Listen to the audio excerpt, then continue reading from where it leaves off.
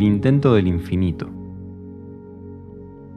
Quiero que pienses muy deliberadamente acerca de cada detalle de lo sucedido entre tú y esos dos hombres, Jorge Campos y Lucas Coronado, me dijo don Juan, los que en verdad te entregaron a mí, y que luego me cuentes todo. Encontré su pedido muy difícil de cumplir, y sin embargo disfrutaba recordando todo lo que esos dos me habían dicho.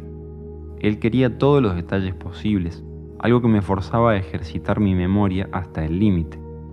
La historia que don Juan quería que recordara empezó en la ciudad de Guaymas, en Sonora, México. En Yuma, Arizona, me habían sido facilitados los nombres y las direcciones de algunas personas que, según me habían dicho, podían aclarar algo del misterio que rodeaba al viejo que había conocido en la estación de autobuses. La gente que fui a ver no solamente no conocía a ningún chamán jubilado, sino dudaba de que tal hombre existiera. Estaban hasta los topes de cuentos aterradores de los chamanes yaquis y del ánimo agresivo de los yaquis. Insinuaron que en Vicam, un pueblo de estación de ferrocarril entre las ciudades de Guaymas y Ciudad Obregón, posiblemente encontraría a alguien que pudiera señalarme la dirección correcta. ¿Hay alguien en particular que debo buscar?, pregunté.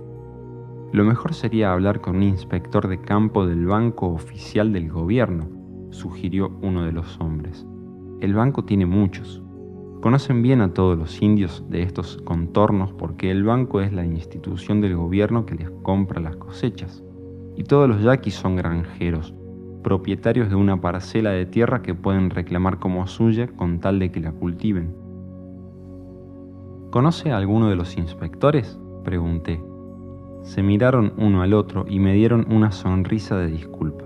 No conocían a nadie, pero aconsejaban que me acercara a uno de ellos y le explicara lo que andaba buscando. En la estación de Vicam, mi tentativa de establecer contacto con uno de los inspectores de campo del gobierno fue un desastre total.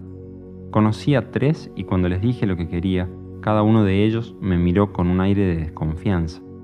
De inmediato sospecharon que era yo un espía enviado por los yanquis para causarles problemas que no podían claramente definir, pero acerca de los cuales hicieron alocadas especulaciones, desde la agitación política hasta el espionaje industrial.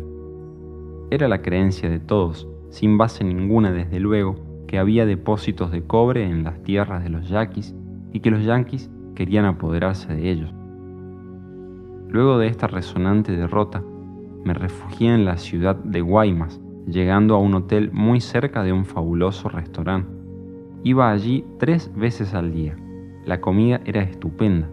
Me encantó tanto que me quedé en Guaymas por más de una semana. Casi vivía en el restaurante y de esa manera llegué a tener mucho trato con el dueño, el señor Reyes. Una tarde, mientras almorzaba, vino el señor Reyes a mi mesa con otro hombre a quien me presentó como Jorge Campos, yaqui de raza pura, un empresario intermediario que había vivido en Arizona de joven. Me dijo que hablaba inglés perfectamente y que era más americano que cualquier americano.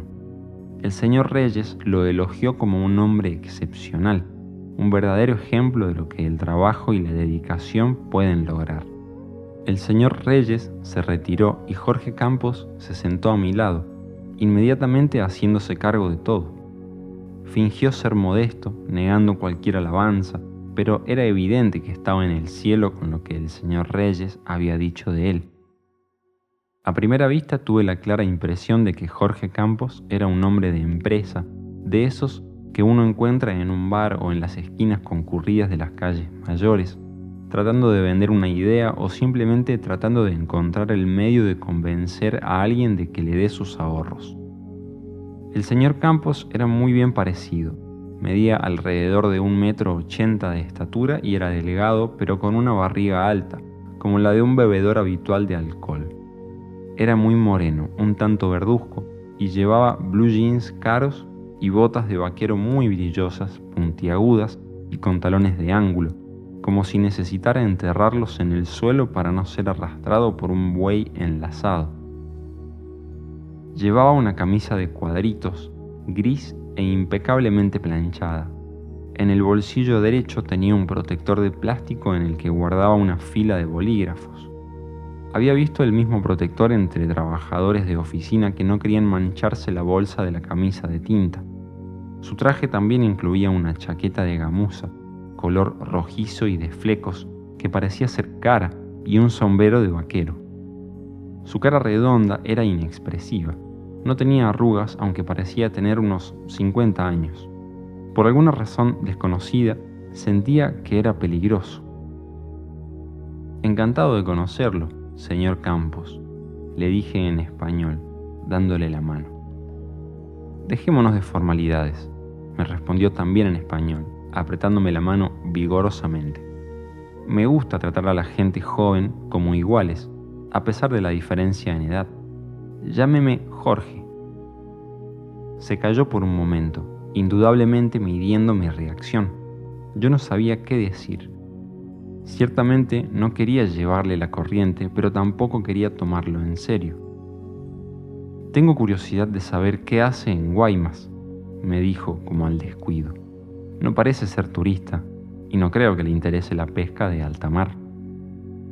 Soy estudiante de antropología, le dije, y quiero establecer mis credenciales con los indios locales para poder hacer una investigación de campo. Y yo soy hombre de negocios, me dijo. Mi negocio es facilitar información, ser el intermediario. Usted necesita algo, yo se lo consigo. Cobro por mis servicios. Sin embargo, están garantizados. Si no está satisfecho, no tiene que pagarme. Si su negocio es facilitar información, le dije, con gusto le pagaré lo que pida. Ah, exclamó, seguramente necesita un guía, alguien con más educación que la mayoría de los indios de por aquí. ¿Tiene una beca del gobierno norteamericano o de alguna otra institución? Sí, mentí. Tengo una beca de la Fundación Esotérica de Los Ángeles. Al decir eso, de veras le vi una ráfaga de codicia en los ojos. Ah, volvió a exclamar. ¿Qué tan grande es esa institución? Bastante grande, dije. Bueno, ¿de veras? Dijo como si mis palabras fueran la explicación que deseaba oír. Y si me permite, ¿de cuánto es su beca? ¿Cuánto dinero le otorgaron? Unos cuantos miles de dólares para hacer el trabajo de campo preliminar. Mentí de nuevo para ver lo que decía. Ah, me gusta la gente directa, dijo saboreando sus palabras. Estoy seguro de que usted y yo vamos a llegar a un acuerdo.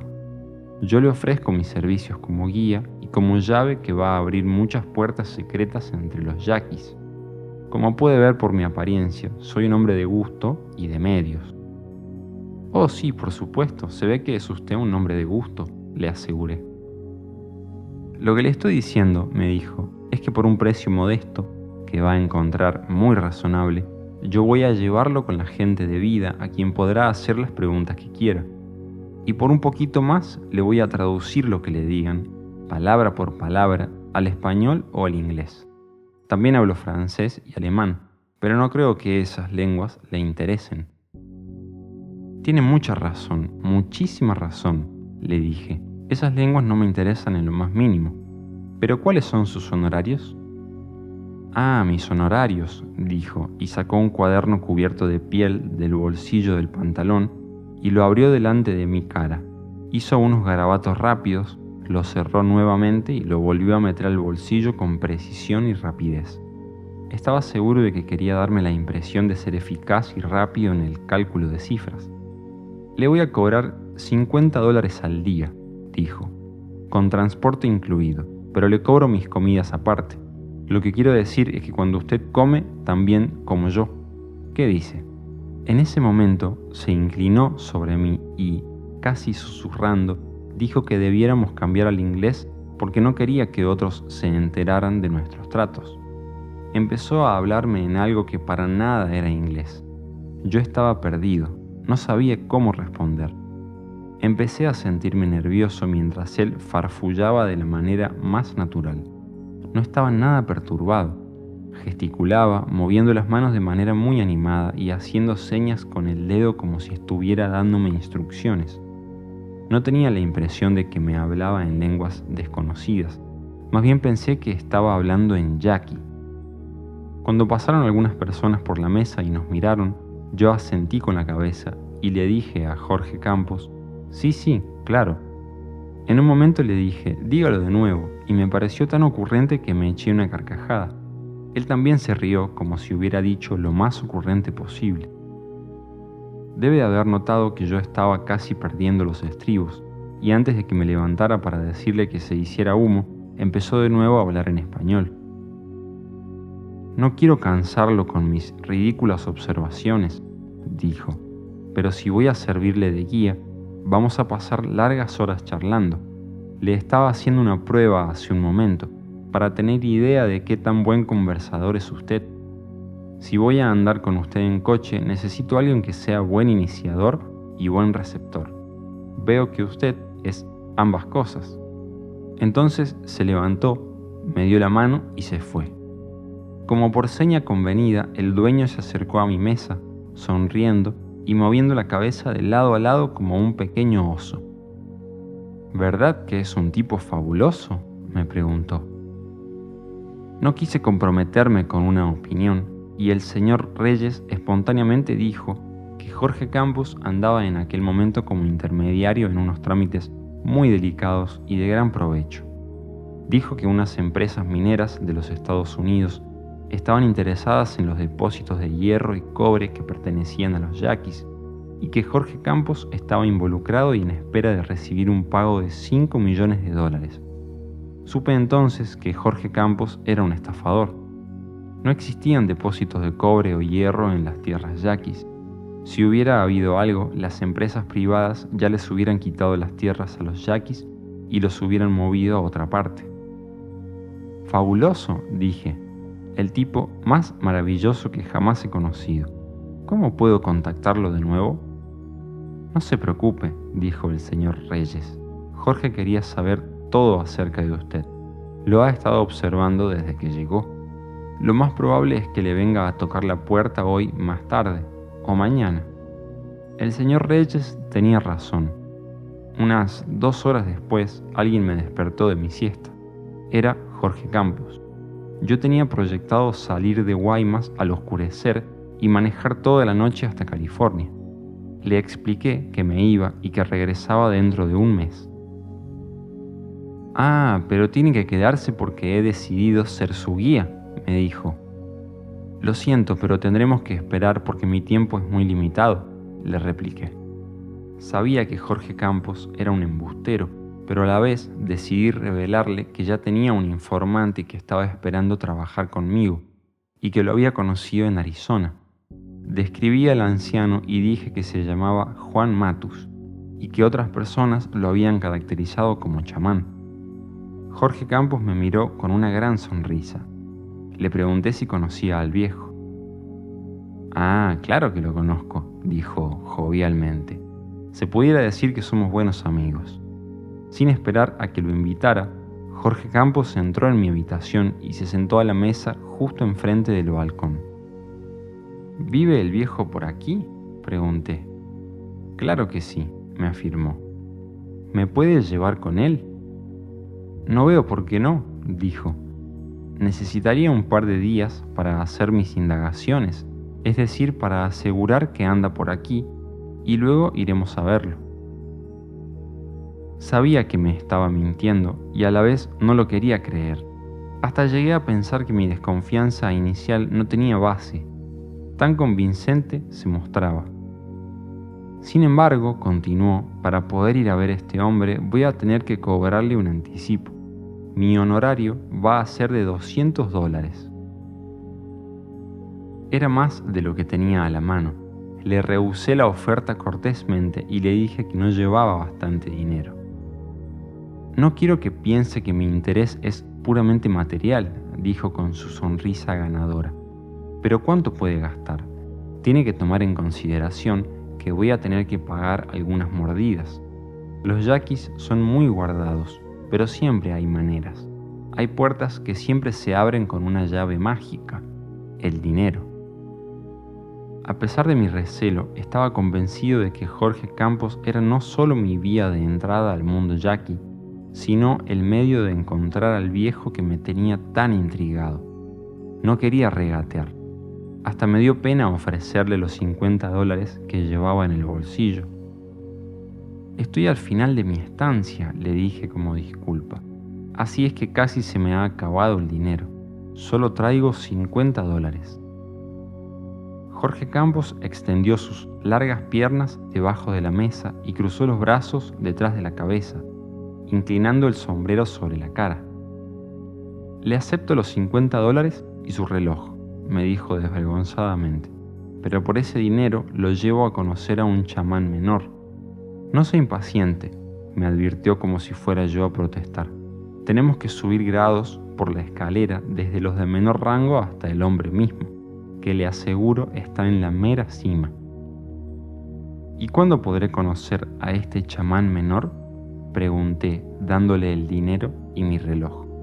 Ahora mismo, contestó, sentándose y ávidamente tomando el dinero y el reloj. Vámonos, no hay tiempo que perder. Nos subimos a mi coche y me dijo que me fuera hacia el pueblo de Potam, uno de los pueblos tradicionales yaquis que quedan por el río Yaqui. En el camino me reveló que íbamos a conocer a Lucas Coronado, un hombre conocido por sus hazañas chamánicas, sus trances chamanes y por las magníficas máscaras que hacía para los festivales de Pascua Florida Yaqui. Luego desvió la conversación al viejo y lo que dijo contradecía del todo lo que los otros me habían dicho. Mientras otros lo habían descrito como ermitaño y chamán jubilado, Jorge Campos lo describió como el curandero y brujo más famoso de la región, un hombre cuya fama lo había vuelto casi inaccesible. Hizo una pausa como un actor y luego lanzó su golpe. Me dijo que hablarle a este hombre en forma continua, como lo desean los antropólogos, iba a costarme por lo menos $2.000. Iba a protestar el enorme aumento de precio, pero se me adelantó. Por $200 lo puedo llevar con él, dijo. De esos $200 gano yo unos 30. Lo demás se va en mordidas, pero le va a costar más hablar con él largamente. Usted mismo haga la cuenta. Tiene guardaespaldas, gente que lo protege. Tengo que ganármelos y aparecer con el dinero necesario para ellos. Al terminar, continuó, le entregaré un total con recibos y todo para sus impuestos, y verá usted que la comisión que cobro para hacer los arreglos es mínima. Sentí profunda admiración por él. Tenía conciencia de todo, hasta de los recibos para los impuestos. Se quedó callado por un rato como si estuviera haciendo cálculos de su ganancia mínima. Yo no tenía nada que decir. Estaba haciendo mis propios cálculos, tratando de pensar de dónde iba a sacar $2.000. Hasta pensé en solicitar una beca. ¿Pero estás seguro de que este anciano me va a recibir?, pregunté. Claro, me aseguró, no solo lo va a recibir, va a practicar brujería para usted por lo que le está pagando. Entonces, usted mismo hará sus arreglos con él sobre el costo de futuras lecciones. Jorge Campos se calló de nuevo durante un rato, escudriñándome. ¿Cree que me pueda pagar los $2.000? Me dijo con un tono de indiferencia tan marcado que de inmediato supe que era un embuste. Oh, claro, eso está dentro de mis posibilidades, le mentí para apaciguarlo. No podía disimular su alegría. Traté de inquirir más acerca del viejo, pero me paró abruptamente. Guarda las preguntas para el viejo mismo, va a estar en tus manos, me dijo sonriendo. Empezó a contarme de su vida en los Estados Unidos y de sus ambiciones de hacer negocios, y para mi total asombro, ya que lo había clasificado como un farsante que no hablaba ni gota de inglés, cambió al inglés. Pero si habla inglés, exclamé, sin pensar en disimular mi asombro. Claro, joven, dijo, afectando un acento tejano que mantuvo durante toda la conversación. Le dije que lo estaba poniendo a prueba para ver si era listo. Lo es, de hecho es bastante listo a mi parecer. Su dominio del inglés era magnífico y estaba yo encantado con sus chistes y cuentos. En un abrir y cerrar de ojos estábamos en Potam. Me dirigió a una casa en las afueras del pueblo. Nos bajamos del coche. Él caminó delante, llamando a Lucas Coronado en voz alta, en español. Oímos una voz que venía desde el fondo de la casa, que decía, también en español, «Vengan por acá». Había un hombre detrás de una choza, sentado en el suelo sobre la piel de una cabra. Tenía entre los pies un pedazo de madera que estaba labrando con cincel y mazo. Al sostener el pedazo de madera rígido con una presión de los pies, había creado, por así decir, un estupendo torno de alfarero. Con los pies daba vueltas a la pieza mientras que con las manos trabajaba el cincel. Nunca había visto algo parecido. Estaba haciendo una máscara, ahuecándola con un cincel curvado. El dominio de sus pies al sostener la madera y dar la vuelta era notable. El hombre era muy delgado, tenía una cara angular, con pómulos altos y una tez morena color cobre. La piel de la cara y del cuello parecían haberse estirado al máximo. Su bigote lacio le daba a esa cara angular una mirada malévola. Tenía una nariz aguileña de puente muy fino y unos ojos negros feroces. Sus cejas negrísimas parecían pintadas, como también su pelo negro peinado desde la frente hacia atrás. Nunca había visto una cara más hostil. La imagen que me vino a la mente al mirarlo era la de un envenenador italiano de la edad de los Médicis. Las palabras truculento y saturnino parecían ser las descripciones más acertadas al enfocar mi atención sobre la cara de Lucas Coronado. Noté que al estar sentado sobre el suelo sosteniendo el pedazo de madera entre los pies, los huesos de sus piernas eran tan largos que las rodillas estaban a la par con los hombros. Cuando nos acercamos, dejó de trabajar y se puso de pie. Era más alto que Jorge Campos y flaquísimo. Como gesto de consideración a nosotros, supongo, se puso los huaraches. «Pasen, pasen», dijo sin sonreír. Tuve el pensamiento de que Lucas Coronado no sabía sonreír. «¿A qué debo el placer de esta visita?», le preguntó a Jorge Campos. «Traigo a este joven porque quiere hacerle preguntas acerca de su arte», dijo Jorge Campos en un tono bastante condescendiente. Le aseguré que le contestaría a usted verídicamente a todas sus preguntas. «Oh, eso no es ningún problema, afirmó Lucas Coronado, mirándome de arriba a abajo con su mirada fría. Cambió de idioma a lo que supuse era yaqui. Los dos, él y Jorge Campos, se lanzaron a conversar animadamente por un rato. Los dos me ignoraron por completo. Luego Jorge Campos se volvió hacia mí. «Tenemos un pequeño problema», me dijo. «Lucas acaba de informarme que está bastante ocupado porque se le vienen encima las fiestas, así es que no va a poder responder a todas sus preguntas, pero lo hará en otro momento». «Desde luego, claro», me dijo Lucas Coronado en español. «En otro momento, por supuesto, en otro momento». «Tenemos que acortar la visita», dijo Jorge Campos, «pero lo vuelvo a traer». Al salir me sentí con ganas de expresarle a Lucas Coronado mi admiración por su estupenda técnica de utilizar las manos y los pies. Me miró como si estuviera loco, abriendo los ojos con sorpresa. «¿Nunca ha visto a alguien hacer una máscara?», me siseó entre dientes. «¿De dónde viene? ¿De Marte?». Me sentí un imbécil. Traté de explicarle que su técnica de trabajo me era nueva. Parecía a punto de darme un golpe en la cabeza. Jorge Campos me dijo en inglés que había ofendido a Lucas Coronado con mis comentarios. Había entendido mi adulación como una burla velada a su pobreza. Mis palabras eran para él un pronunciamiento irónico sobre su pobreza y su desamparo. «Pero es lo opuesto», dije. «Me parece magnífico». «No intente decirle nada parecido», me contestó bruscamente Jorge Campos. «Esta gente está preparada a recibir y dar insultos de la manera más velada.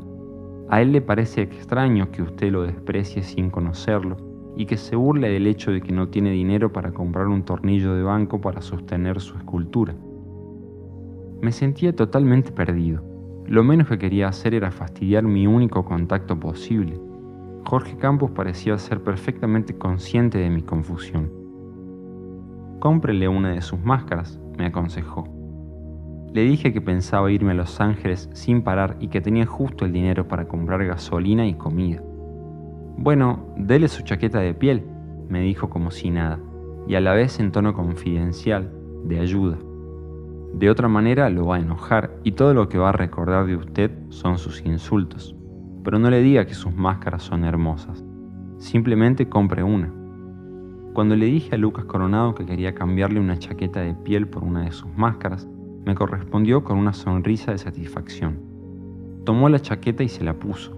Caminó hacia su casa, pero antes de entrar hizo unos giros extraños. Se arrodilló ante algo así como un altar religioso y movió sus brazos, como estrechándolos, y frotó sus manos sobre los lados de la chaqueta.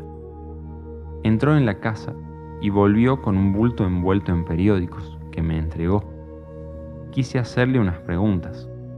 Se disculpó diciendo que tenía que trabajar, pero añadió que podía regresar cuando quisiera.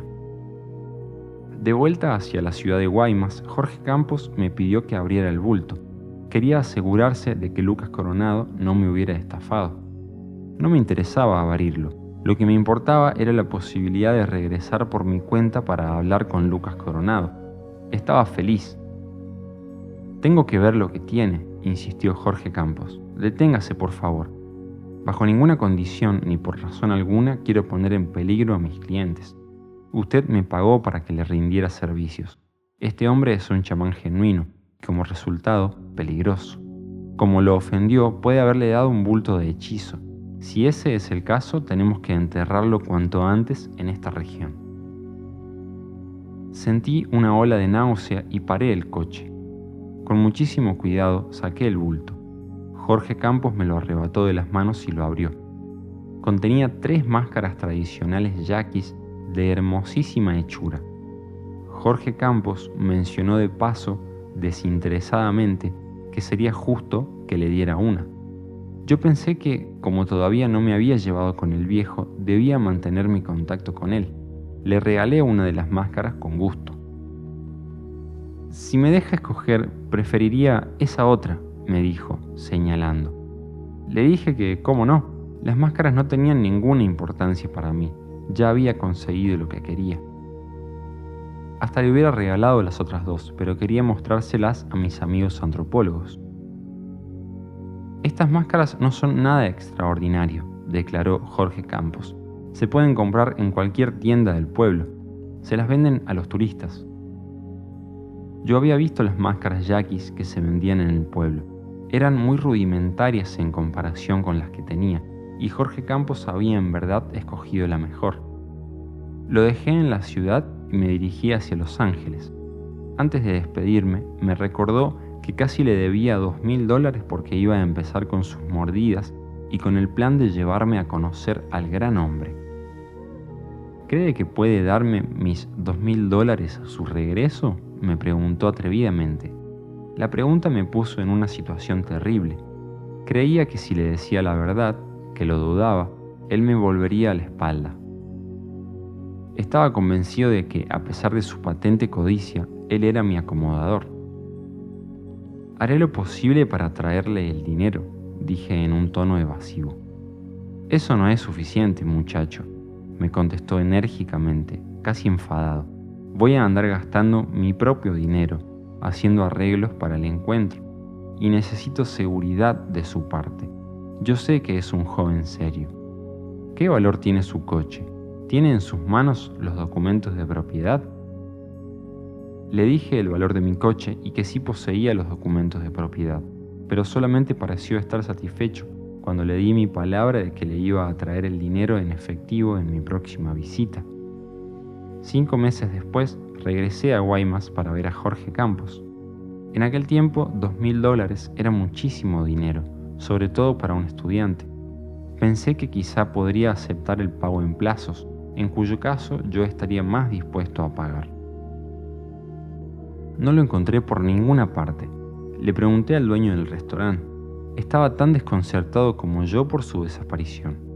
Simplemente se desvaneció, dijo. Seguramente regresó a Arizona o a Texas, donde tiene negocios.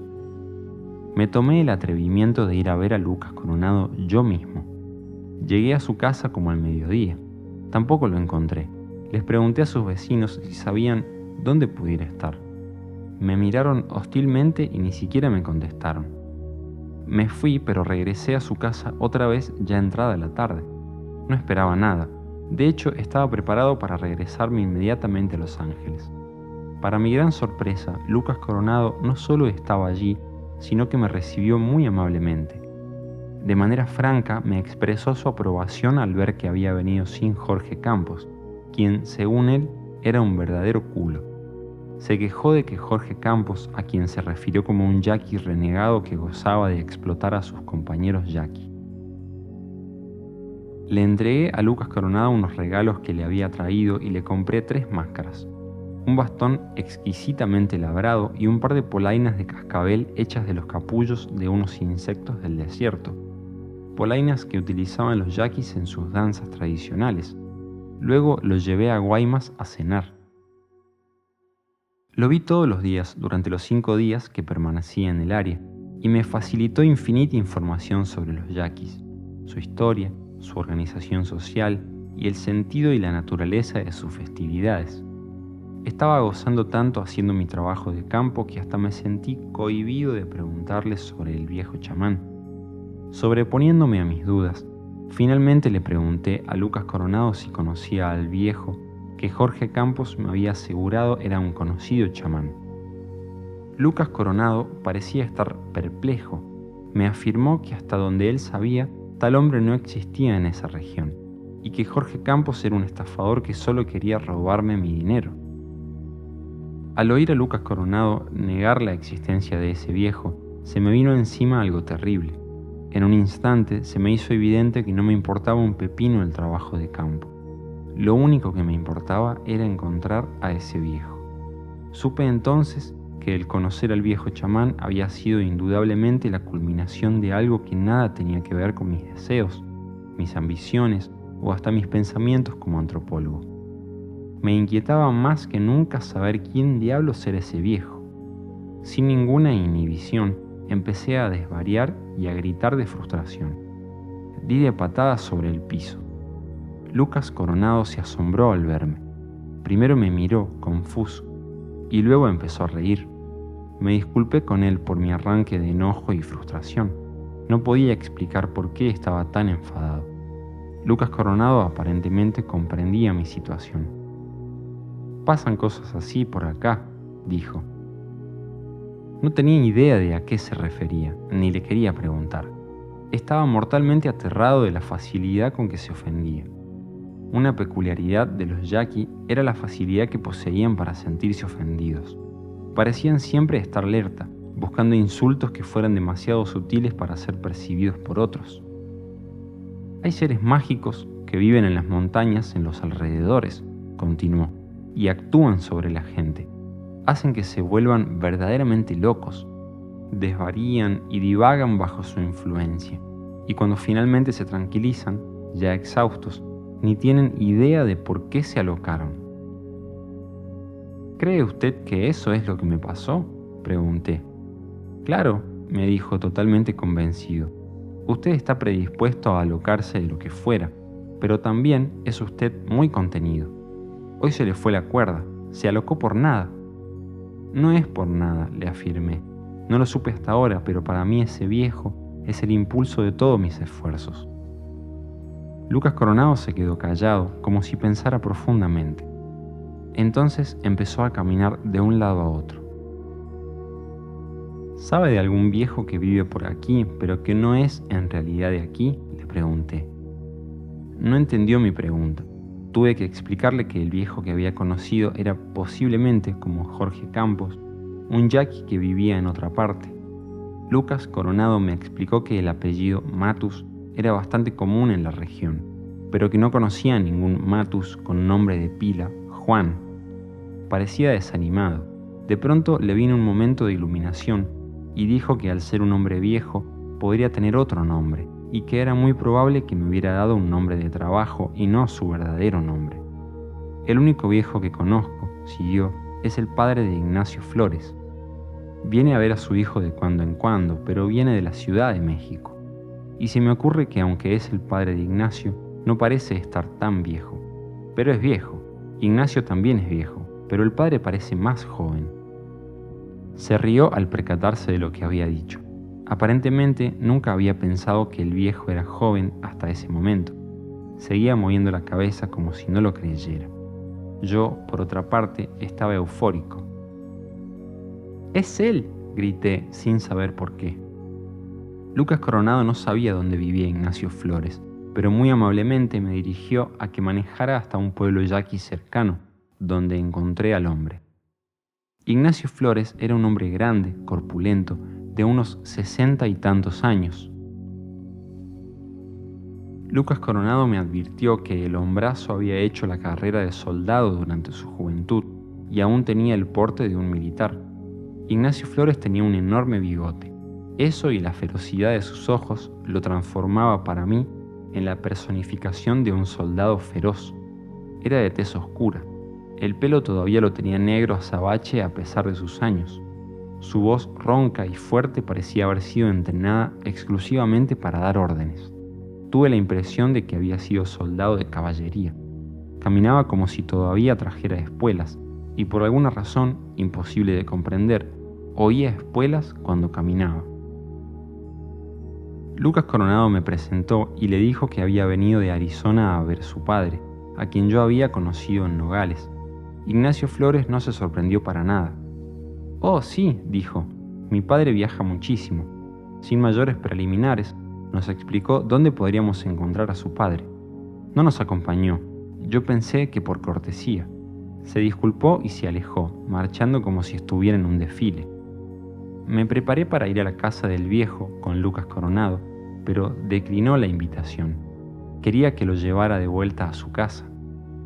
«Creo que usted ya encontró al hombre que buscaba, y siento que debe usted estar solo», dijo. Me maravillé de lo extraordinariamente correcto que eran estos yaquis y a la vez tan feroces. Me habían contado que los yaquis eran salvajes, que no tenían ningún escrúpulo en matar a alguien, pero en lo que a mí concernía, sus características más notables eran su cortesía y su consideración. Manejé hasta la casa del padre de Ignacio Flores y allí encontré al hombre que buscaba. Me pregunto por qué mintió Jorge Campos, diciéndome que lo conocía, dije al final de mi relato. «No te mintió», dijo don Juan con la firmeza de alguien que aprobaba la conducta de Jorge Campos. Ni siquiera falseó sus palabras. Te consideró un tonto y te iba a estafar. Sin embargo, no pudo llevar a cabo su plan porque el infinito lo venció. ¿Sabes que desapareció poco después de conocerte y que nunca lo encontraron? Jorge Campos fue un personaje de mucho significado para ti, continuó. Encontrarás en lo que sucedió entre ustedes una especie de esquema que te servirá de guía, porque él es la representación de tu vida.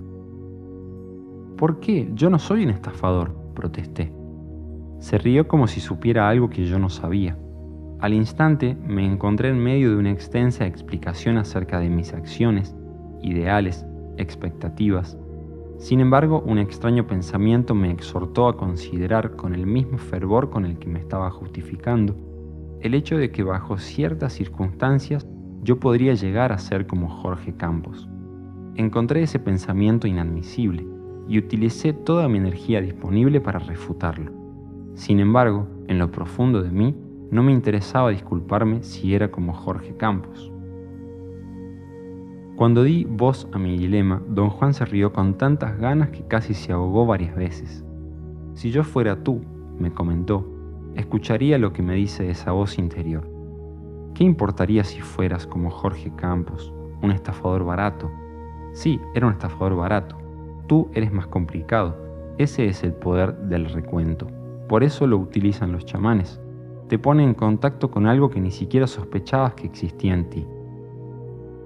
Quería marcharme al momento. Don Juan sabía exactamente lo que estaba sintiendo. «No escuches a esa voz superficial que te hace sentir rabia», me dijo con voz imponente. «Escucha esa voz más profunda que desde ahora en adelante te va a guiar. La voz que se está riendo. Escúchala, ríete, ríete». Sus palabras fueron como una orden hipnótica para mí. Contra mi voluntad empecé a reír. Nunca había estado tan feliz. Me sentí libre, desenmascarado. Cuéntate la historia de Jorge Campos una y otra vez, dijo don Juan. Vas a encontrar incontables riquezas en ella. Cada detalle es parte de un mapa, es parte de la naturaleza del infinito. Una vez que cruzamos cierto umbral, el poner delante de nosotros un esquema. Me escudriñó un largo rato. No solo me miró, sino que fijó la vista intensamente en mí. Un hecho que Jorge Campos no pudo evitar, dijo finalmente, fue el ponerte en contacto con el otro hombre, Lucas Coronado, que es tan significativo para ti como el mismo Jorge Campos, quizás aún más. En el curso de recontar la historia de esos dos hombres, me había dado cuenta de que había pasado más tiempo con Lucas Coronado que con Jorge Campos. Sin embargo, nuestros intercambios no habían sido tan intensos y habían estado marcados por enormes lagunas de silencio. Lucas Coronado no era por naturaleza un hombre locuaz, y por alguna extraña maniobra, cuando estaba silencioso lograba arrastrarme con él a ese estado. Lucas Coronado es la otra parte de tu mapa, dijo don Juan. ¿No encuentras raro que sea escultor como tú, un artista supersensible que, como tú en cierto momento, buscaba a alguien que patrocinara su arte? Buscaba un benefactor, tal como tú buscabas una mujer amante de las artes que patrocinara tu creatividad. Entré en otro estado de lucha aterradora. Esta vez mi lucha era entre la absoluta certeza de que nunca le había hablado de ese aspecto de mi vida, el hecho de que era verdad, y el hecho de que no podía dar con la explicación de cómo había obtenido esa información. Otra vez quise marcharme, pero nuevamente el impulso fue vencido por una voz que venía de un lugar profundo. Sin ninguna ayuda de don Juan, empecé a reírme. A una parte de mí, a un nivel muy profundo, le importaba un pepino saber cómo don Juan había conseguido esa información. El hecho que la poseía y que la había utilizado de manera tan delicada y a la vez tan confabulante era una maniobra que daba gusto ver. No era de ninguna consecuencia que la parte superficial en mí se enojara y quisiera marcharse. Muy bien, dijo don Juan, dándome una palmadita fuerte en la espalda. Muy bien. Se quedó pensativo por un momento como si acaso estuviera viendo cosas invisibles al ojo ordinario. Jorge Campos y Lucas Coronado son los dos extremos de un eje, dijo. Ese eje eres tú. En un extremo, un mercenario despiadado, desvergonzado y burdo que se encarga solo de sí mismo. Horrendo pero indestructible. En el otro extremo, un artista supersensible, atormentado, débil y vulnerable. Este debería haber sido el mapa de tu vida, si no fuera por la aparición de otra posibilidad, la que se abrió cuando cruzaste el umbral del infinito. Me buscaste y me encontraste, y entonces cruzaste el umbral. El intento del infinito me dijo que buscara a alguien como tú. Te encontré, cruzando también así el umbral. Con eso terminó la conversación. Don Juan entró entonces en uno de sus largos periodos de silencio total que eran su costumbre. Fue solo al final del día, cuando habíamos regresado a su casa, y mientras estábamos sentados bajo la ramada, refrescándonos de la larga caminata que habíamos hecho, que rompió el silencio. Al contar lo que pasó entre tú y Jorge Campos, y tú y Lucas Coronado, siguió don Juan, hallé, y espero que tú también, un factor muy perturbador. Para mí es un augurio. Señala el final de una era, lo que significa que lo que está allí no puede quedarse. Elementos muy frágiles te trajeron hasta mí. Ninguno de ellos podría mantenerse por sí mismo. Eso es lo que saqué de tu cuento. Recordé que don Juan me había revelado un día que Lucas Coronado estaba mortalmente enfermo. Tenía un estado de salud que lentamente lo consumía. Le he mandado a decir a través de mi hijo, Ignacio, lo que tiene que hacer para curarse, siguió don Juan. Pero él cree que es una tontería y no quiere saber nada. No es culpa de Lucas. La raza humana entera no quiere saber nada. Oyen solamente lo que quieren oír. Me acordé que le había insistido a don Juan que me dijera qué podía decirle a Lucas Coronado para ayudarlo a aliviar el dolor y la angustia mental. No solo don Juan me lo dijo, sino que me advirtió que si Lucas Coronado lo quería, fácilmente podría sanarse él mismo. Sin embargo, cuando fui con el recado de don Juan, Lucas Coronado me miró como si estuviera loco. Luego pasó a hacer una brillante, y si hubiera sido yo Jackie horriblemente ofensiva, descripción de un hombre aburridísimo por la infundada insistencia de alguien. Pensé que solo un Jackie podría ser tan sutil. Esas cosas no me ayudan, dijo finalmente en tono desafiante, enojado por mi falta de sensatez.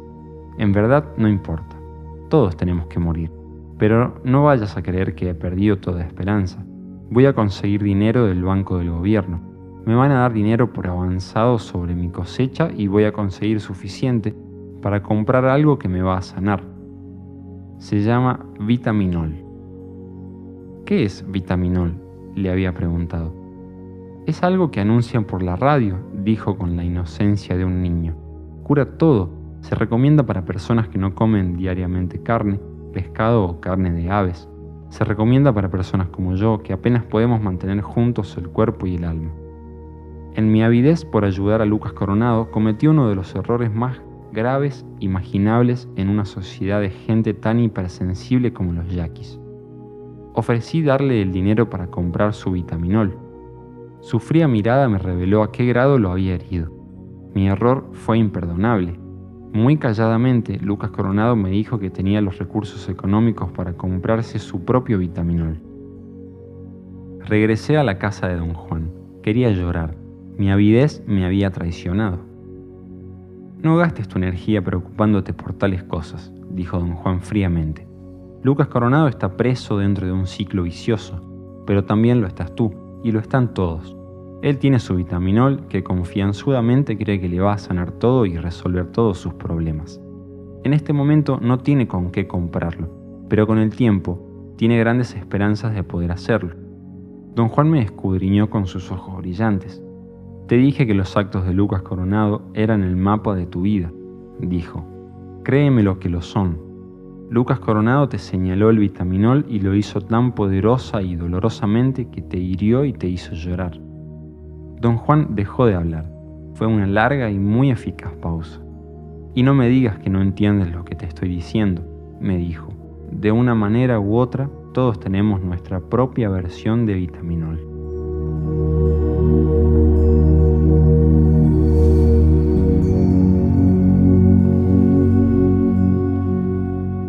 ¿Quién era Juan Matus en realidad?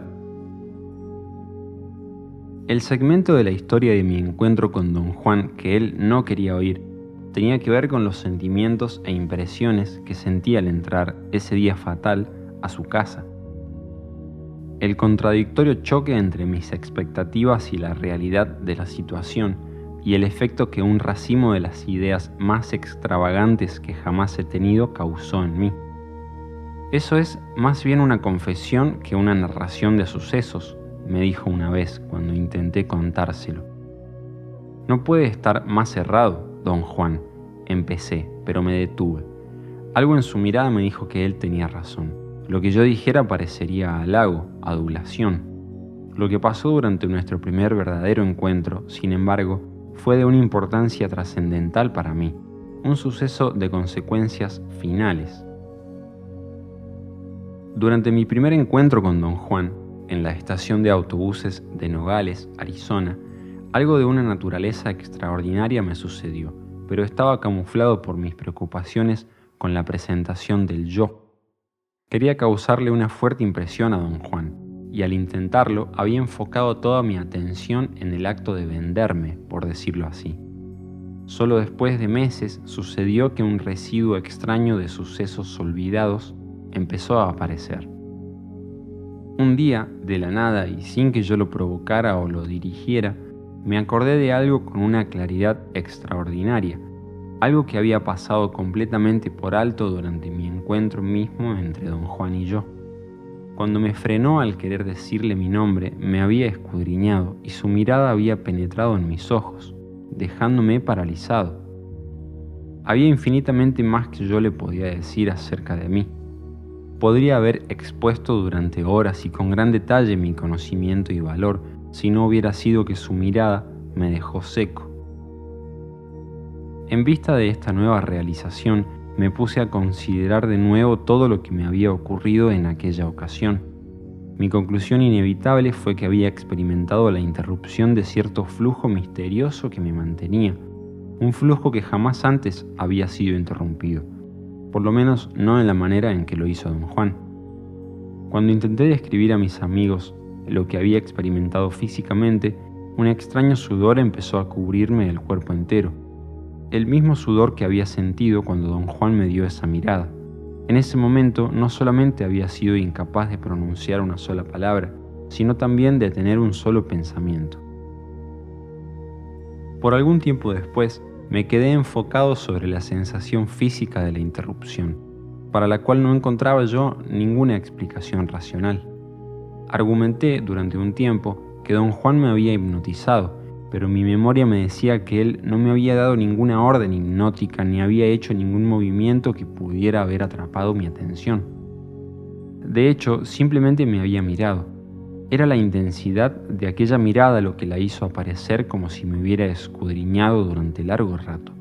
Su mirada me había obsesionado y me había dejado descompuesto físicamente a un nivel profundo.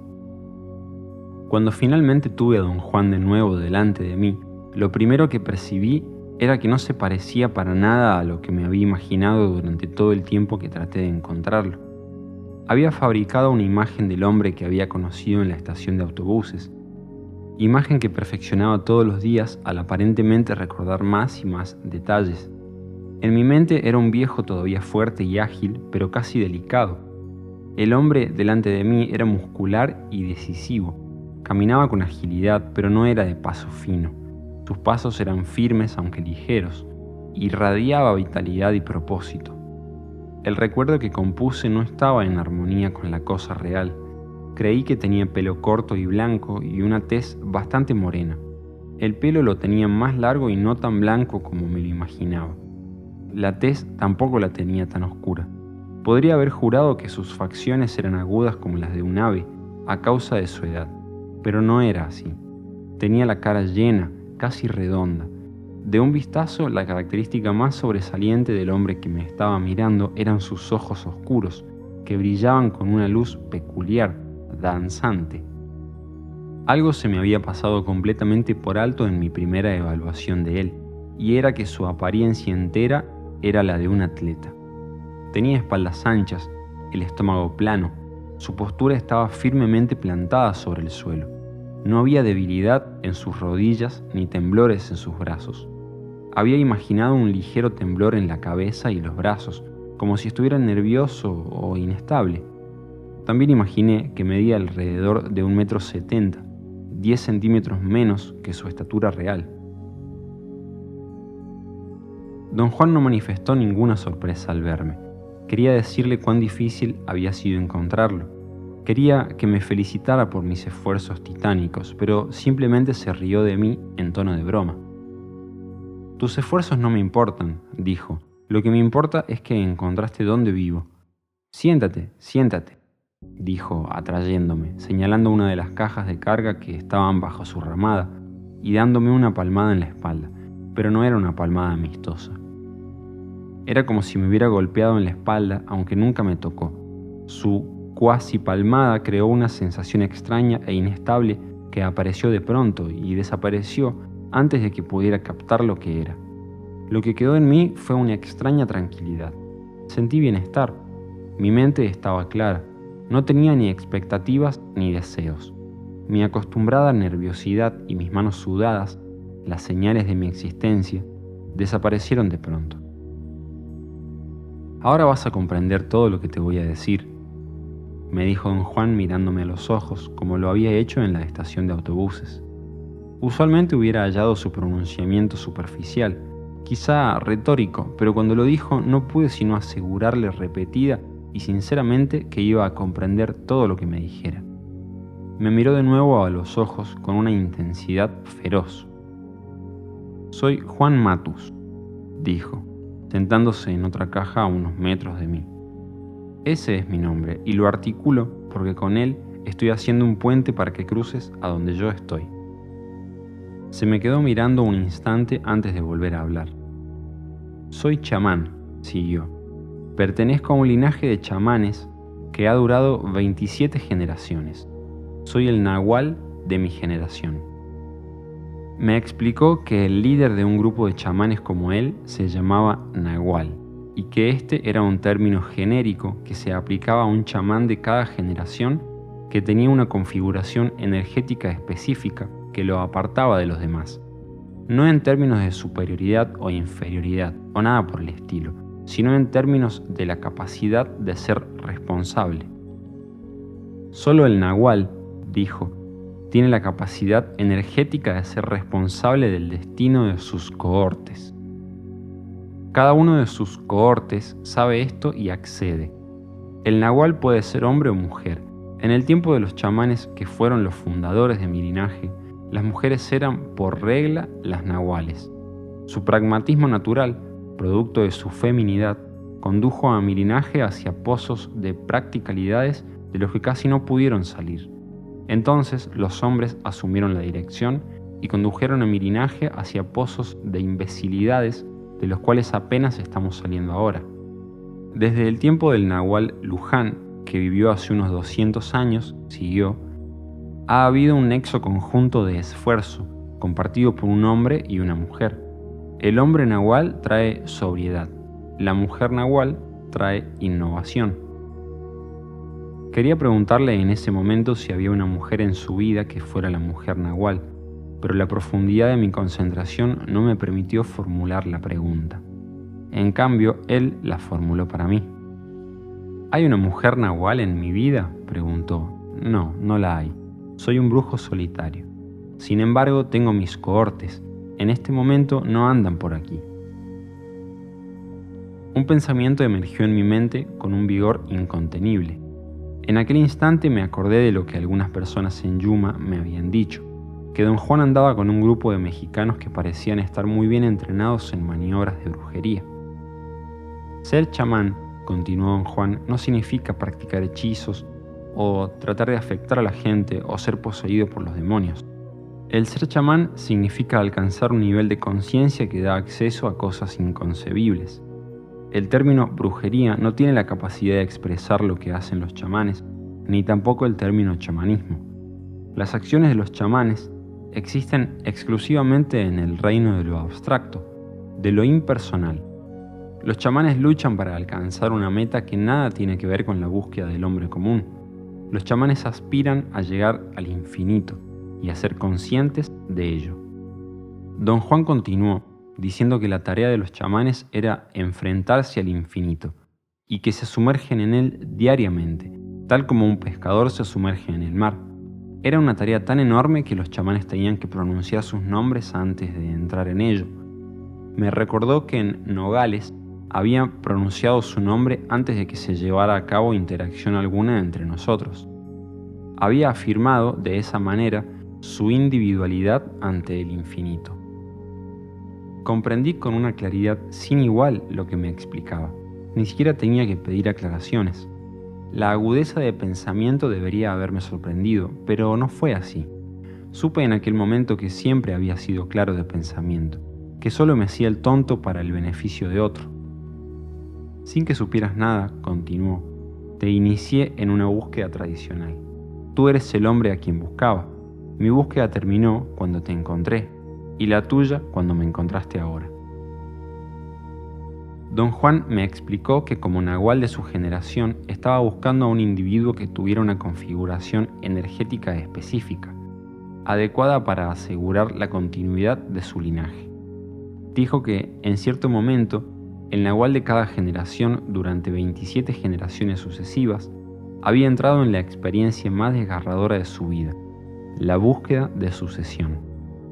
Mirándome directamente a los ojos, dijo que lo que hacía que seres humanos se convirtieran en chamanes era su capacidad de percibir la energía tal como fluye en el universo, y que cuando los chamanes perciben a un ser humano de esta manera, ven una bola luminosa o una figura luminosa en forma de huevo.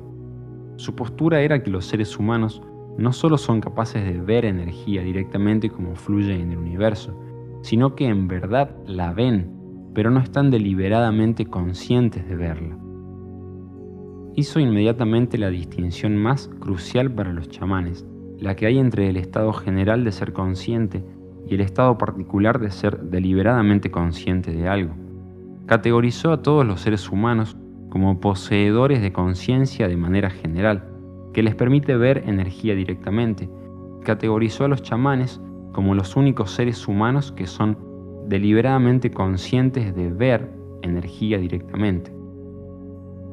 Enseguida definió conciencia como energía y energía como un flujo constante, una vibración luminosa que nunca está quieta, sino siempre en movimiento por impulso propio.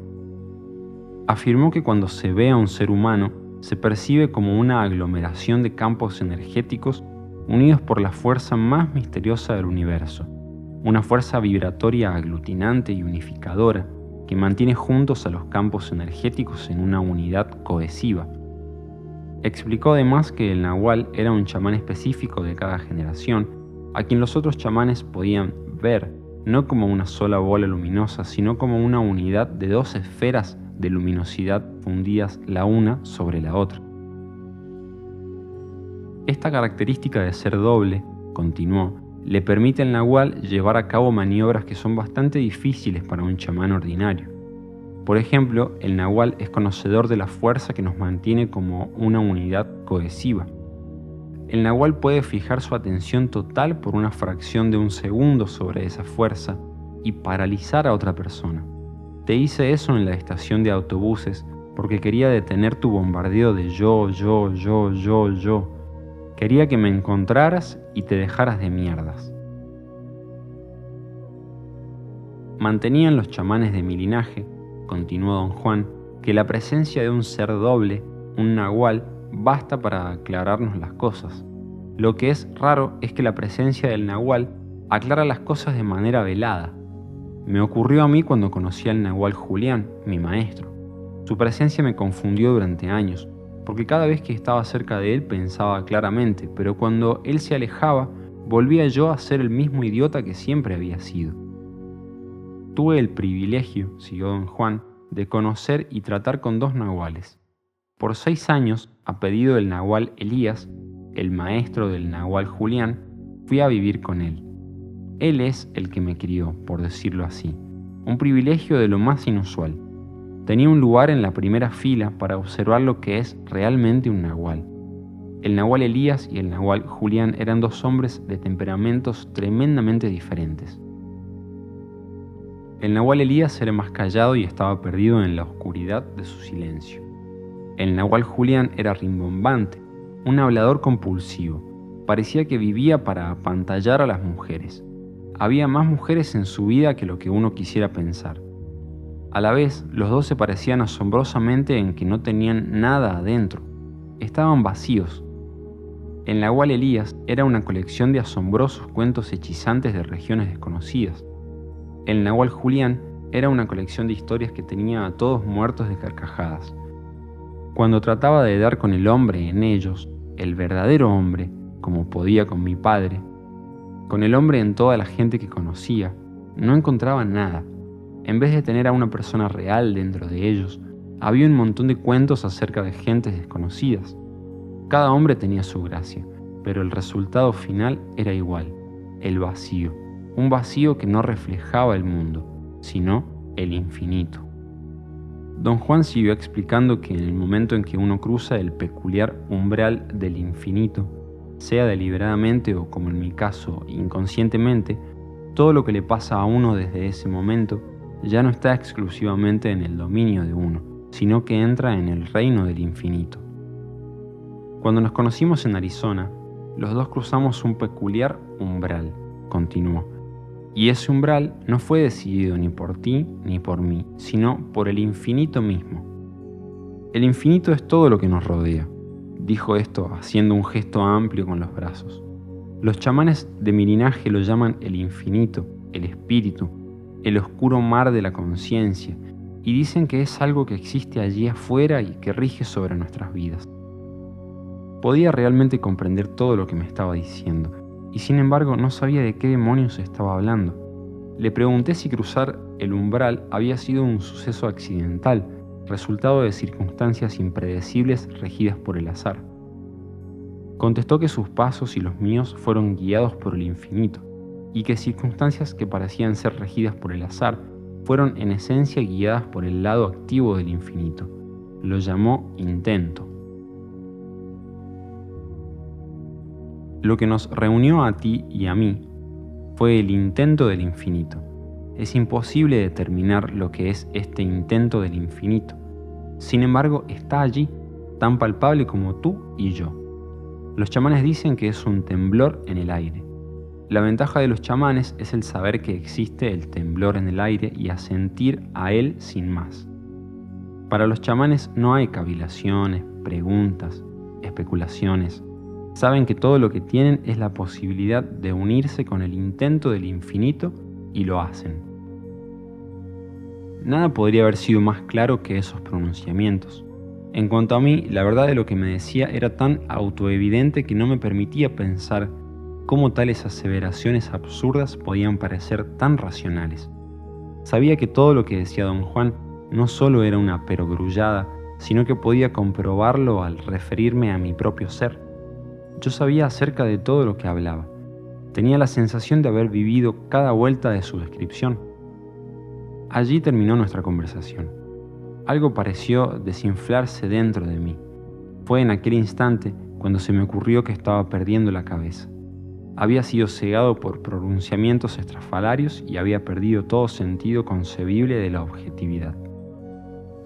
A consecuencia, me fui de la casa de don Juan muy apresuradamente, sintiéndome amenazado hasta el corazón por un enemigo invisible.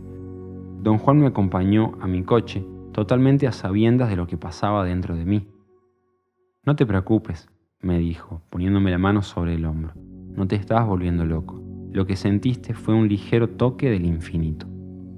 Con el paso del tiempo, pude comprobar lo que don Juan había dicho de sus dos maestros. Don Juan Matus era exactamente como esos dos hombres a los que había descrito. Hasta diría que era una unión extraordinaria de los dos. Por un lado, extremadamente callado e introspectivo, por otro, extremadamente abierto y ocurrente. El pronunciamiento más acertado de lo que es un nahual y que articuló ese día en que lo encontré, es que el nahual está vacío y que ese vacío no refleja el mundo, sino que refleja el infinito. Nada puede haber sido más acertado que esto con referencia a don Juan Matus. Su vacío reflejaba el infinito. No existía alboroto en él, ni aseveraciones sobre el yo. No había ni una pizca de necesidad de enojos o remordimientos. Era suyo el vacío del guerrero viajero, avesado al punto que no da nada por supuesto. Un guerrero viajero que nunca subestima o sobreestima nada.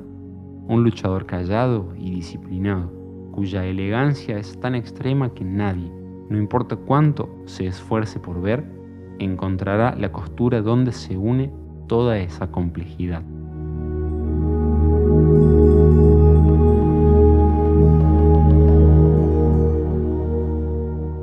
El final de una era. Las profundas preocupaciones de la vida cotidiana. Fui a Sonora a ver a don Juan. Tenía que hablar con él acerca de un acontecimiento de enorme gravedad que me acosaba en aquel momento. Necesitaba su consejo. Cuando llegué a su casa apenas lo saludé. Me senté y comencé a decirle de buenas a primeras lo que me pasaba. Cálmate, dijo don Juan. Nada puede ser tan grave. ¿Qué es lo que me está pasando, don Juan?, le pregunté. Era una pregunta retórica de mi parte. Son los efectos del infinito, contestó. Algo le pasó a la forma en que percibes el día que me conociste. Tu sensación de nerviosismo se debe a la realización subliminal de que se te ha acabado el tiempo. Tienes conciencia de ello, pero no estás deliberadamente consciente. Sientes la ausencia de tiempo y es lo que te hace impaciente.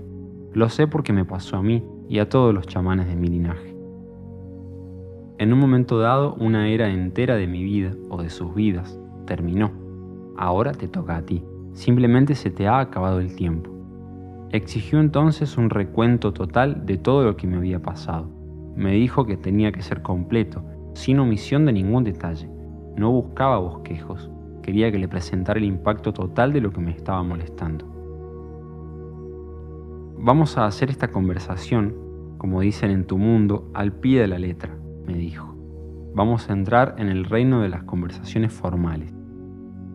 Don Juan explicó que los chamanes del México antiguo habían concebido la idea de conversaciones formales versus conversaciones informales, y utilizaban ambas como medios para enseñar y guiar a sus discípulos. Las conversaciones formales consistían para ellos en resúmenes que hacían de vez en cuando de todo lo que les habían enseñado o dicho a sus discípulos. Las conversaciones informales eran elucidaciones diarias en las cuales las cosas se explicaban con referencia solo al fenómeno que se examinaba en ese momento. Los chamanes no se guardan nada para sí, continuó.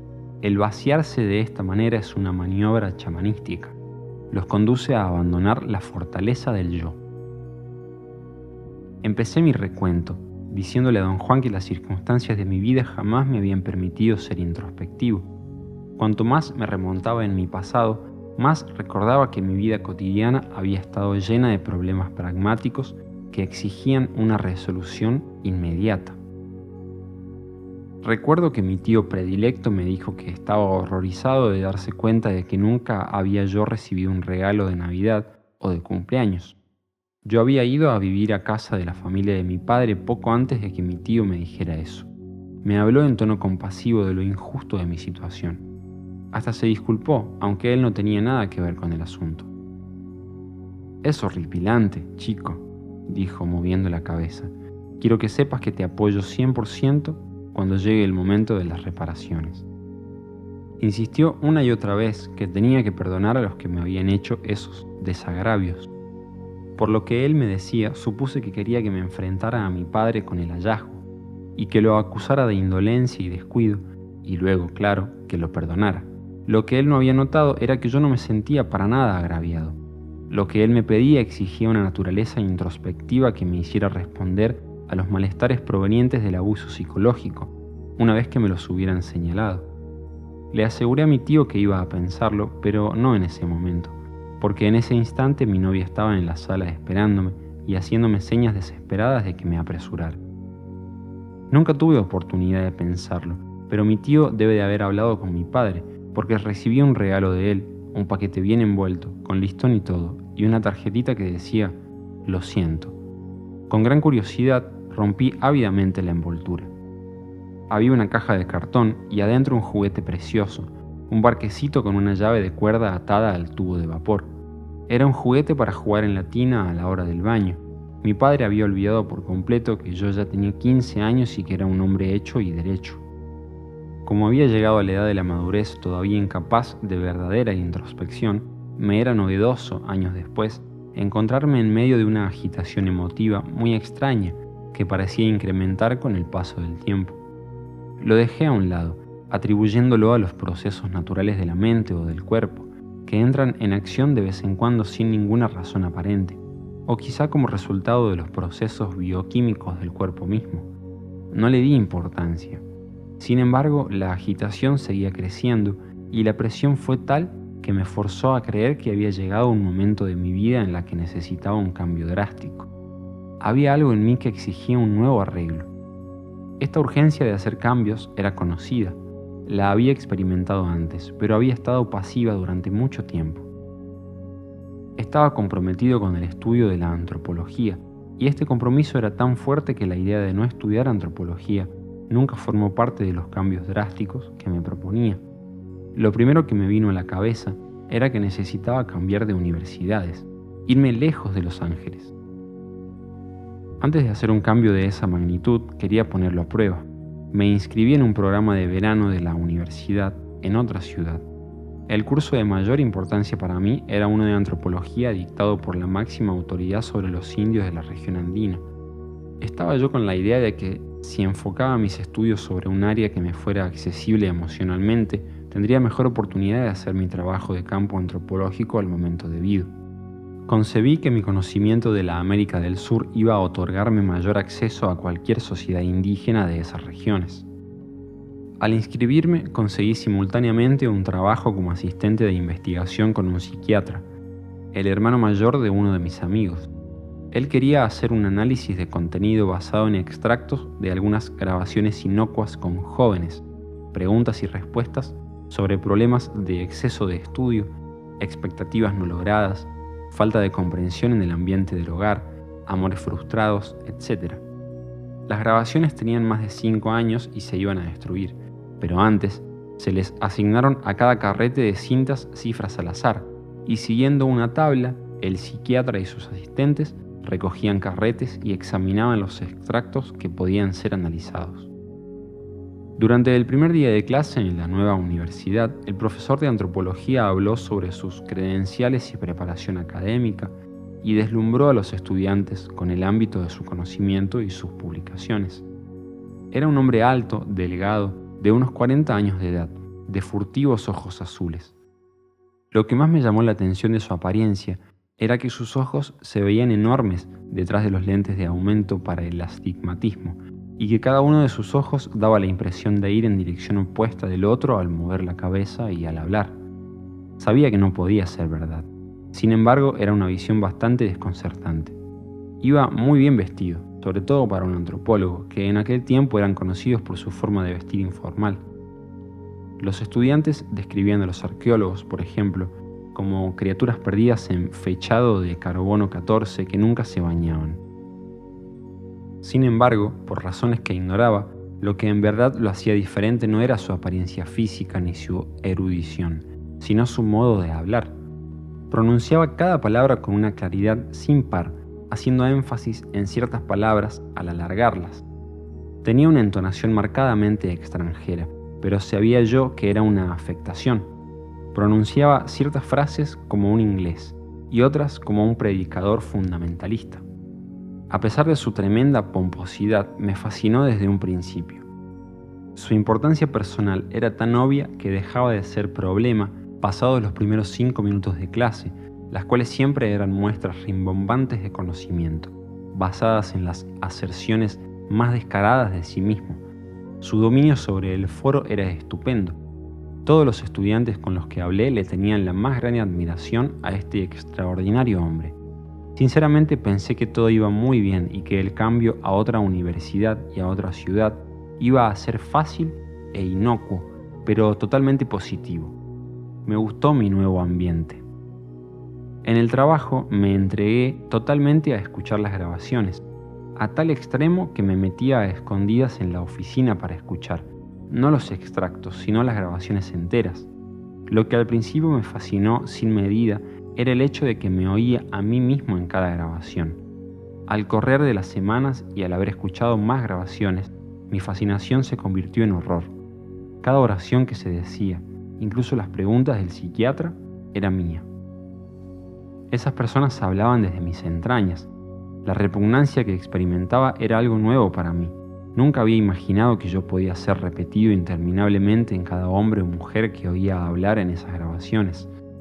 El sentido de individualidad que se me había inculcado desde el momento de nacer se desmoronó sin esperanza alguna, bajo el impacto de este descubrimiento colosal. Empecé entonces el proceso odioso de tratar de restaurarme a mí mismo. Inconscientemente hice un torpe intento de introspección. Traté de salir de mi estado hablando a solas interminablemente. Repasé mentalmente todas las racionalizaciones posibles que apoyaran mi sentimiento de unicidad y luego me hablé en voz alta acerca de ellas. Hasta experimenté algo bastante revolucionario. Me despertaba a mí mismo hablando en voz alta en mis sueños, discutiendo mi valor y mi unicidad. Luego, un día horripilante, sufrí otro golpe mortal. Durante la madrugada me despertó un insistente golpe en la puerta.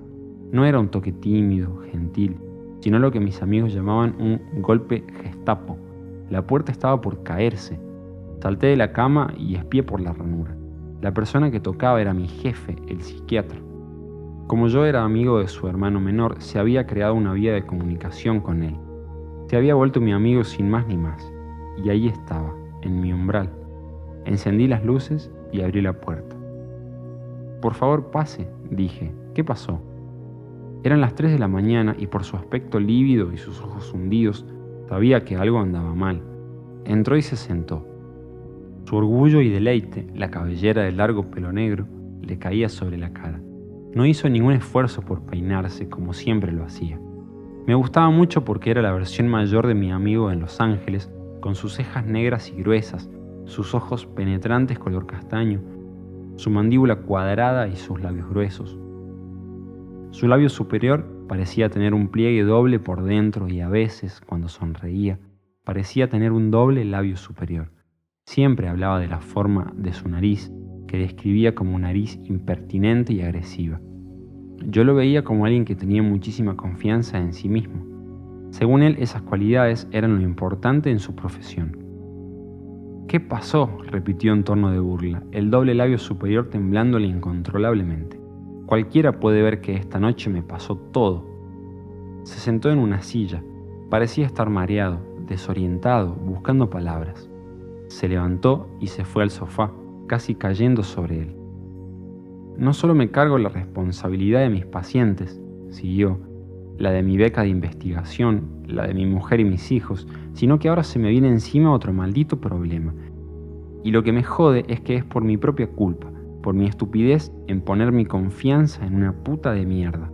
Escúchame bien, Carlos», continuó, «no hay nada más horrendo, repugnante, asqueroso que la insensibilidad de las mujeres.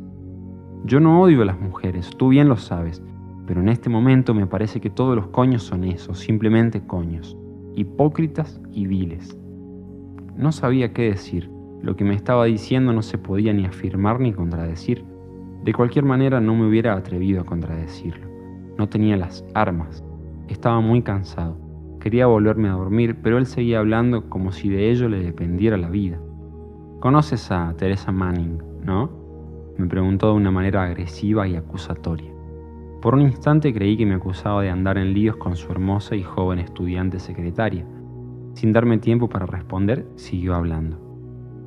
«Teresa Manning es un culo, es una babosa, una idiota desconsiderada que no tiene otra meta en la vida que cogerse a alguien que tenga un poco de fama o notoriedad. Yo la creía inteligente y sensible.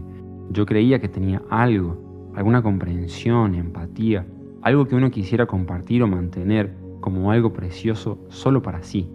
No sé, pero esa es la imagen que ella creó para mí, cuando en realidad es obscena y degenerada y hasta pudiera añadir irremediablemente grosera». Mientras continuaba hablando, una extraña visión empezó a formarse. Evidentemente el psiquiatra acababa de sufrir una mala experiencia con su secretaria. «Desde el día que vino a trabajar conmigo», siguió, «sabía que tenía una fuerte atracción sexual por mí, pero nunca se atrevió a decir nada. Se quedaba todo en insinuaciones y miradas. Pero carajo, esta tarde me cansé de todas las indirectas y las insinuaciones y me fui al grano. Me acerqué a su escritorio y le dije: yo sé lo que quieres y tú sabes lo que quiero». Se enredó en un recuento elaborado de cuán agresivamente le había dicho que lo esperara en su apartamento frente a la universidad a las 11:30 p.m. y que él no cambiaba sus rutinas para nadie, que leía y trabajaba y bebía su vino hasta la 1 y a esa hora se retiraba a su alcoba. Tenía un apartamento en la ciudad además de su casa en las afueras, en la cual vivía con su mujer y sus hijos. Tenía yo tal confianza en que este asunto iba a salir de maravilla, ser algo verdaderamente memorable, dijo con un hondo suspiro. Su voz adquirió el tono de alguien que está relatando algo íntimo. «Hasta le di la llave del apartamento», siguió, y se le quebró la voz. «Muy sumisamente llegó a las 11:30, continuó. Entró sola con su propia llave y como sombrita se metió a la alcoba. Eso me excitó terriblemente. Sabía que no me iba a dar nada de lata. Ella sabía el papel que le correspondía. A lo mejor se durmió sobre la cama o se quedó mirando la tele. Yo me metí en mi trabajo y no me importó un pedo lo que hacía. Sabía que la tenía presa. Pero al momento que entré en la alcoba», continuó, la voz tensa y contraída como si estuviera mortalmente ofendido, «Teresa saltó sobre mí como un animal y trató de agarrarme el pincho. Ni me dio tiempo de dejar a un lado la botella y las 2 copas que llevaba. Tuve suficiente cordura de dejar mis 2 copas de cristal Baccarat sobre el piso sin romperlas. La botella saltó por el cuarto al agarrarme ella a los cojones como si fueran piedras. Quería golpearla, hasta lancé un grito de dolor, pero eso no la detuvo. Empezó a reír insensatamente porque creyó que yo me hacía el sexy y el gracioso. Lo dijo como para calmarme. Moviendo la cabeza con rabia contenida, dijo que la mujer estaba tan endemoniadamente ávida y era tan egoísta que ni siquiera tomó en cuenta que un hombre necesita un momento de reposo. Necesita sentirse a gusto, en casa, en un ambiente agradable. En vez de demostrar la consideración y comprensión que su papel exigía, Teresa Manning le sacó los órganos sexuales del pantalón con la mano experta de alguien que lo ha hecho cientos de veces. El resultado de toda esta mierda, dijo, fue que mi sensualidad huyó horrorizada. Me castró emotivamente. Mi cuerpo aborreció a esa puta mujer instantáneamente. Sin embargo, mi lujuria impidió que la echara a la calle. Dijo que entonces decidió que en vez de perder la partida a causa de su impotencia miserablemente, como sabía que le iba a pasar, tendría sexo oral con ella y la haría tener un orgasmo. Estaría a su merced, pero su cuerpo había rechazado a esa vieja tan completamente que no pudo hacerlo. Esa mujer para mí ya no tiene nada de hermosa, dijo. Es más bien fea. Cuando está vestida, la ropa le esconde la gordura de las caderas. Hasta se ve bien, pero cuando está desnuda es un costal de carne flácida blanca. Lo esbelto que presenta cuando está vestida es una mentira. No existe. El veneno le salía al psiquiatra de formas que nunca me hubiera imaginado. Temblaba de rabia. Quería desesperadamente aparentar que tenía dominio de sí, pero fumaba un cigarrillo tras otro. Dijo que el sexo oral fue aún más horrendo y repugnante y que estaba a punto de vomitar cuando la puta mujer le dio una patada en la panza, lo echó de su propia cama y luego lo llamó puto impotente. A estas alturas de la narración, los ojos del psiquiatra ardían de odio. Le temblaba la boca, estaba pálido. «Tengo que usar tu baño», dijo. «Quiero bañarme, estoy pestífero. Créeme, traigo sabor a puta». Estaba hecho un mar de llanto y yo hubiera dado todo por no estar allí.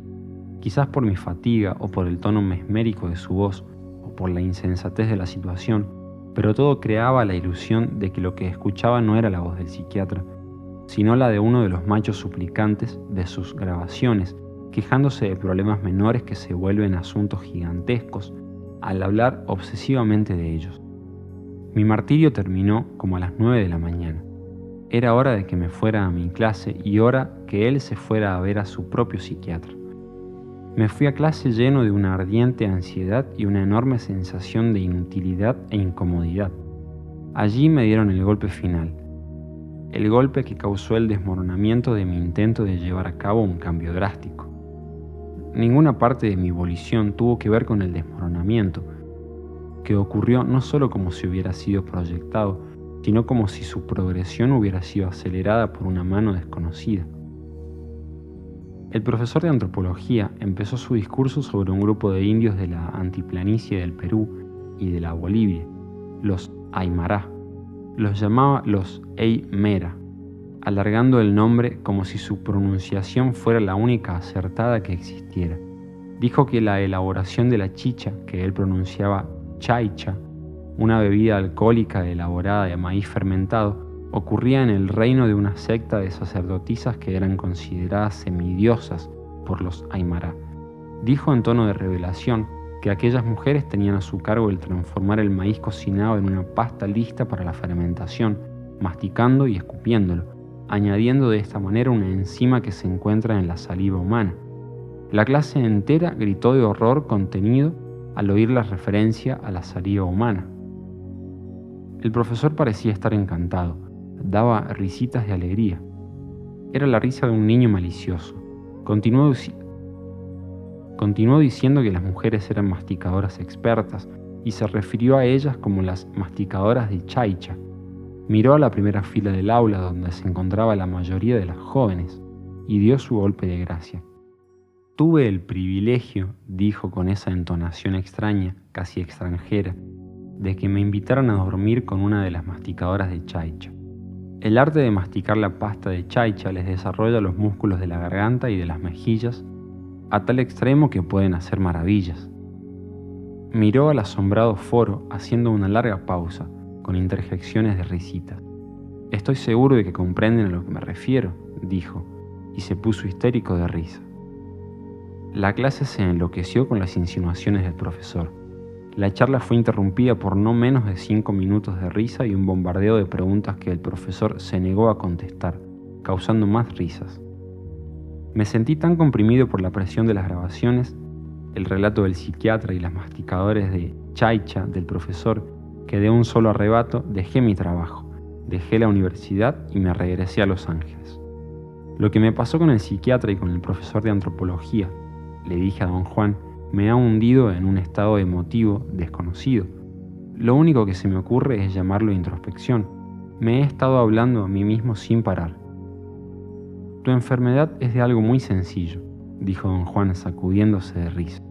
Aparentemente mi situación le encantaba. Era un gusto que yo no compartía porque no le veía la gracia. Tu mundo se termina, dijo. Es el final de una era para ti. ¿Crees que el mundo que has conocido toda tu vida te va a dejar pacíficamente, sin más? No, va a estar revolcándose debajo de ti y dándote de golpazos con la cola.